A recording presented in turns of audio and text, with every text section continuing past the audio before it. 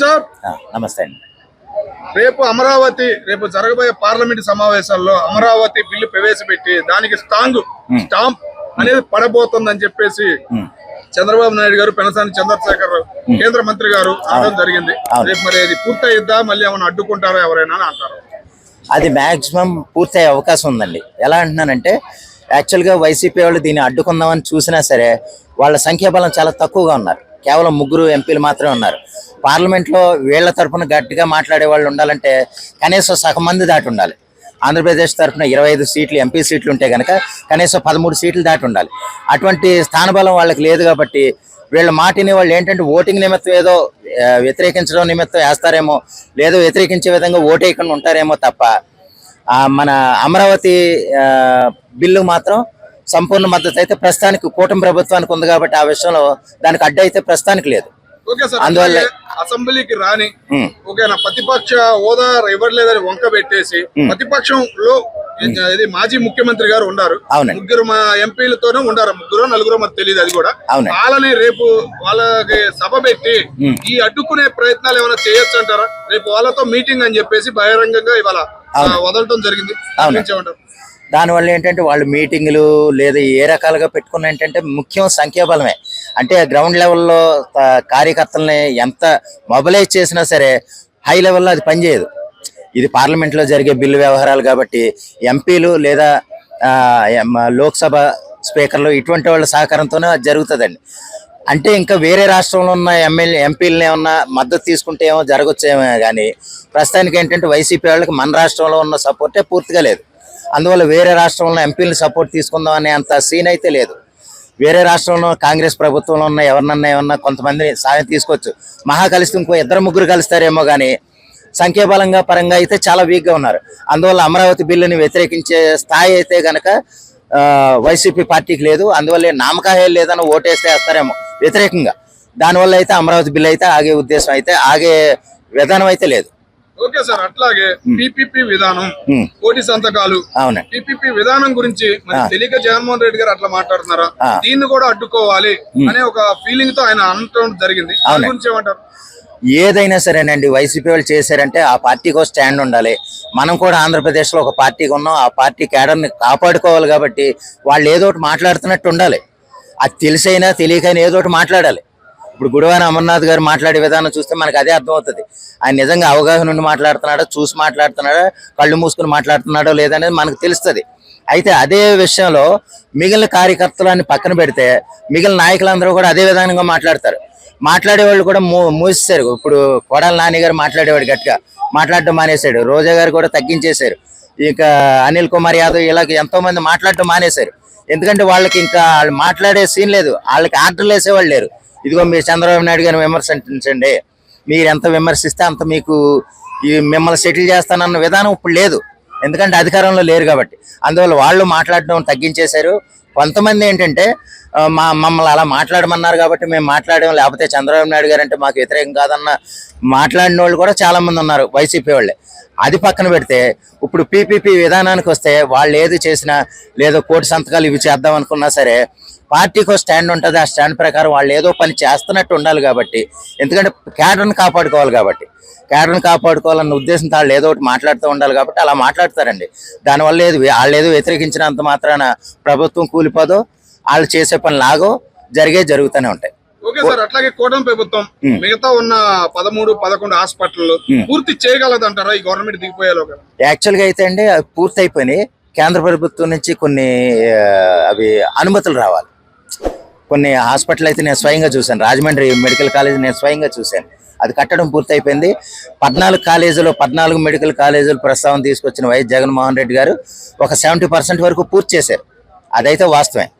మిగిలిన 30% వీళ్ళు వచ్చి పూర్తి చేశారు. ప్లస్ ఏంటంటే కొన్ని అనుమతుల కోసం వెయిట్ చేస్తున్నారు. అది 2027కి పూర్తి స్థాయిలో అది ఓపెన్ అవుతాయని నేను అనుకుంటున్నానండి. ఓకే సార్, నాంచుకుంటా గత 30 సంవత్సరాల నుంచి నలిగిపోతున్న పోలవరం 2027కి పూర్తయిద్దని చంద్రబాబు నాయుడు గారు కూడా అన్నారు. పూర్తి చేస్తారంటారు సార్ చంద్రబాబు నాయుడు? పూర్తి చేయడానికి వాళ్ళ సన్నద్ధాలు ఉన్నాయి. ఇది పూర్తి చేయడానికి ఎంతసేపు ఏంటంటే ఎన్నో కోట్ల ఖర్చుతో కూడుకున్న ప్రాజెక్టులు అండి. మన రాజధాని కానీ లేదా పోలవరం ప్రాజెక్టు కానీ దానికి కేంద్రం కూడా సానుకూలంగానే ఉంది, కానీ తగినంతగానే ఇస్తుంది. ప్రస్తుతం పూర్తి స్థాయిలో ఆ పెట్టుబడులు మనకి పోలవరానికి ఇవ్వట్లే. వాళ్ళు పూర్తి స్థాయిలో ఇవ్వగలిగితే కనుక ఆ పెట్టుబడులు ఆ అమౌంట్ కనుక పోలవరం కట్టడానికి ఎంత అయితే ఖర్చు అవుతుందో అంత ఖర్చు కేంద్రమే భరించగలిగితే చంద్రబాబు నాయుడు గారు మాత్రం అంతా వేగంతో ఆయన చేయగలిగే సత్తా ఉంది. ఆ స్థాయి చంద్రబాబు నాయుడు గారికి ఉంది. అయితే ఏంటంటే అది 2027కైనా అని అంటే మనం పూర్తిగా చెప్పలేమేమో. ఎందుకంటే వాస్తవానికి 2027కు పూర్తి అయిపోయాను, కానీ కాపర్ డ్యామ్ విషయంలో కొంచెం ఎత్తు పెంచాలి, అది పాడైపోయింది. అలాగా కట్టకుండా ఏమి చేయకుండా వదిలేయటం వల్ల అది కూలిపోయే పరిస్థితికి వచ్చింది.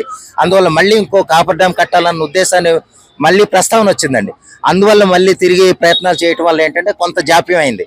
యాక్చువల్గా ఏంటంటే 2026, 27కు పూర్తి అయిపోయాను, కానీ ఏంటంటే కాపర్ డ్యామ్ విషయంలో కొంచెం స్లో అయింది. కాబట్టి 2027 కాకపోయినా చంద్రబాబు నాయుడు గారు ఈ టర్మ్లో అంటే 2029కైనా సరే అది పూర్తవుతుందని మొత్తం ఆంధ్రప్రదేశ్ ప్రజలైతే నమ్ముతున్నారు.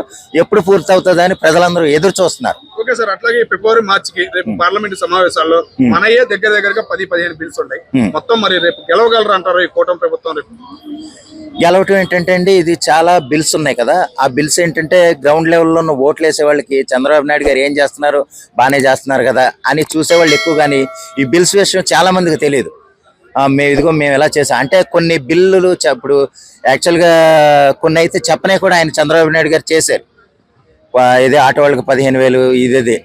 అలాగే ఏంటంటే అది కొంతమంది నమ్మారు. ఇదిగో మన పేద ప్రజలకి జగన్ గారు ఏదో కొంత చేశారు, పరిపాలన వదిలేసినా కానీ ఉచితాలు బాగానే ఇచ్చాడు కదా, దానికంటే బాగా ఇస్తున్నాడు కదా చంద్రబాబు నాయుడు గారు అని నమ్మేవాళ్ళు ఉన్నారు. అందువల్ల ఏంటంటే గ్రౌండ్ లెవెల్లో చూసేవాళ్ళు ఎవరైనా సరే మనకి పేద ప్రజలకు ఏం చేస్తున్నాడు అని చూసేవాళ్ళే ఎక్కువ మంది ఉంటారండి. బిల్లుల సంగతి వాళ్ళకి పెద్దగా తెలియదు, చాలా మందికి తెలియదు. ఆ బిల్లుల సంగతి అంతా కూడా ఉప ముఖ్యమంత్రి గారు లేదా చంద్రబాబు నాయుడు గారు చూసుకుంటారు. దాన్ని సాకారం చేసుకునే విధంగా చంద్రబాబు నాయుడు గారు సాధించుకుంటారు. ఆ విధంగా అది చేసే సత్తా చంద్రబాబు నాయుడు గారికి ఉంది. కాబట్టి మనకి దాని గురించి ఆలోచించేంత అవసరం లేదు. గ్రౌండ్ లెవెల్లో పరిపాలన బాగా చేసుకుంటే కనుక నెక్స్ట్ 29 కూడా 29 అయితే ఖచ్చితం. మళ్ళీ 34 విషయానికి వస్తే కనుక ఎవరు ముఖ్యమంత్రిగా ఉంటారనేది పవన్ కళ్యాణ్ గారా లేదా లోకేష్ గారు అనేది మనం ఆలోచించాలి. అప్పటి వరకు కూడా 34 వరకు కూడా కూటమి ప్రభుత్వానికి అయితే డోకా లేదు. ఓకే సార్, మరి 29కి రఫా పాదయాత్ర రెండు మొదలు పెడతాం అని అంటున్నారు జగన్మోహన్ రెడ్డి గారు. మరి దాన్ని ఎదుర్కోగలదా కూటమి ప్రభుత్వం? అది ఎదుర్కోవటం ఏంటంటేనండి, నేను పదే చెప్తున్నట్టు ఏంటంటే వాళ్ళ కేడర్ని కాపాడుకోవాలి. ఒక పార్టీ తరఫున ఉన్న స్టాండ్ ఒకటి ఉంటుంది వాళ్ళకి. మన కేడర్ని కాపాడుకోవాలి. మన కేడర్ని కాపాడుకోవాలంటే మనం ఏదో ఒకటి చెప్తూ ఉండాలి. అన్నిచ్చి ఇదిగో వాళ్ళు ఏం చేయట్లేదు, మీరు కూడా అలా చెప్పండి. ఇదిగో గుడివారం అమర్నాథ్ నువ్వు ఈ రోజు వెళ్ళి అలా చెప్పు, లేకపోతే రోజా నువ్వు ఇలాగన్ను. వాళ్ళకు ఒక స్క్రిప్ట్ ప్రకారం ఒక పేపర్లో వచ్చేస్తాయి కొన్ని. అది చదువుకున్న వాళ్ళు అక్కడ బయటకు వచ్చి ఆ మాటలు చెప్పాలి. ఆ విధంగా గ్రౌండ్ లెవెల్లో ఉన్న కేడర్ను కూడా ఉత్తేజపరంగా ఉండాలి. కాబట్టి వాళ్ళకి ఏదో ఒకటి చెప్తున్నట్టు ఉండాలి. కాబట్టి అలా మాట్లాడతారండి. పాదయాత్ర చేసినా ఈసారి అయితే వచ్చే అవకాశం లేదు. ముందుసారి అయితే ఏదో వచ్చింది, ఎందుకంటే ఓదార్పు యాత్ర కింద చేశారు. ఓదార్పు యాత్ర కింద అందులోనే పాదయాత్ర చేసి ఆయన రాజకీయంగాను తన తండ్రి గారు చనిపోయారు కాబట్టి ఆ ఓదార్పుగాను ఆయన ఏదో కలిశారు. దానికి తగ్గట్టుగా తన చెల్లెలు గారు లేదా తల్లి గారు సహకరించారు, బాగానే అయింది. ఇప్పుడు తల్లి గారు సహకరించే అవకాశం లేదు, జగన్మోహన్ రెడ్డి గారికి చెల్లి గారు సహకరించే అవకాశం లేదు, చాలా మంది పార్టీ నాయకులే సహకరించే అవకాశం లేదు.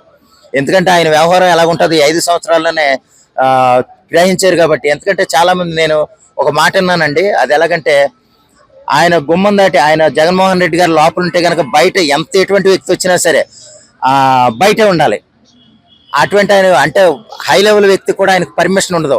జగన్మోహన్ రెడ్డి రమ్మన్నప్పుడే రావాలి, ఆయన పర్మిషన్ తీసుకుని వెయిట్ చేయమంటే ఆ గుమ్మం దగ్గరే ఉండాలి, మళ్ళీ అక్కడికి వెళ్ళిపోకూడదు. అటువంటి నియంత్ర పరిపాలన ఆయన ఏదో చేశాడు.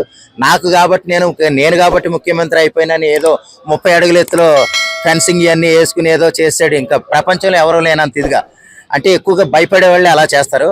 అది కాసేపు పక్కన పెడితే ఎన్ని పాదయాత్రలు చేసినా ఎన్ని కార్యక్రమాలు చేద్దాం అనుకున్నా సరే ఆయన సొంత పెట్టి ఏమి ప్రజలకు ఏమి చేయలేరు. పాదయాత్రలు చేసినా సరే ఏమీ ఉపయోగం ఉండదు. అందువల్ల ఏంటంటే ప్రజలు అది గమనిస్తూనే ఉన్నారు. ముందు యాత్ర చేసిన తర్వాత మన అవకాశం ఇస్తే ప్రజలు ఏం చేశారో ఆయన ఏం చేశాడో కూడా ప్రజలు గమనించారు. అందువల్ల ఉపయోగం ఉండదు. ఓకే.